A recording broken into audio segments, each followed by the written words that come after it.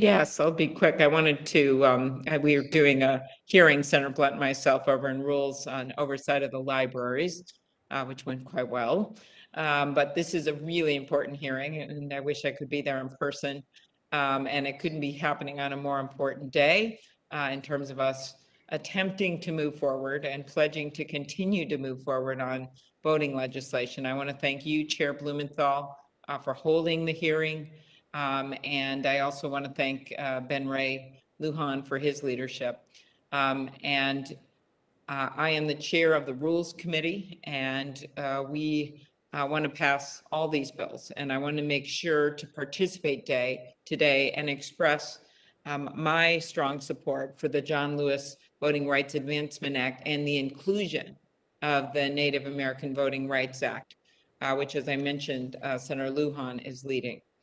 Provisions from the Native American Voting Rights Act are also included in the Freedom to Vote Act, which is my bill with Senator Manchin and many others, which came out of the work that we did on the Rules Committee.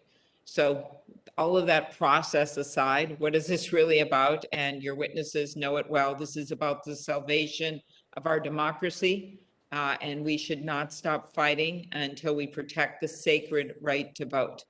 My state of Minnesota has a large and diverse tribal population, and I know that Native American communities in particular face unique challenges all over the country when it comes to registering to vote, casting their ballot, and ultimately having their ballot counted.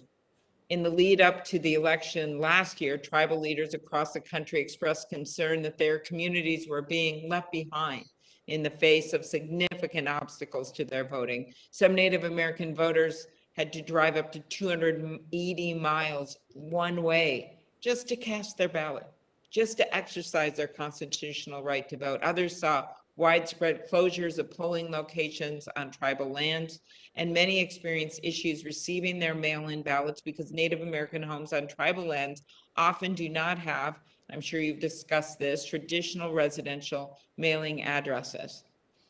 Since the election, almost 400 bills have been introduced across the country in every state. Over 30 of them have been signed into law in 19 states, including states that are home to many tribes like Montana, Arizona, and Oklahoma. These bills aren't just empty threats or some kind of a bullet point on a political brochure. They are real efforts to stop people from voting, and many could make it difficult, even more difficult, for Native Americans to exercise their right to vote. The Native American Voting Rights Act will help address many of the challenges tribal communities face in accessing the ballot with its basic safeguards so that election officials accept tribal ID for voter ID purposes. One early voting ballot drop box and polling location per precinct. What a difference that would make on tribal lands. And making sure that states provide mail-in voting materials in applicable native languages as well as in English. These protections will make a big difference in tribal communities across the country.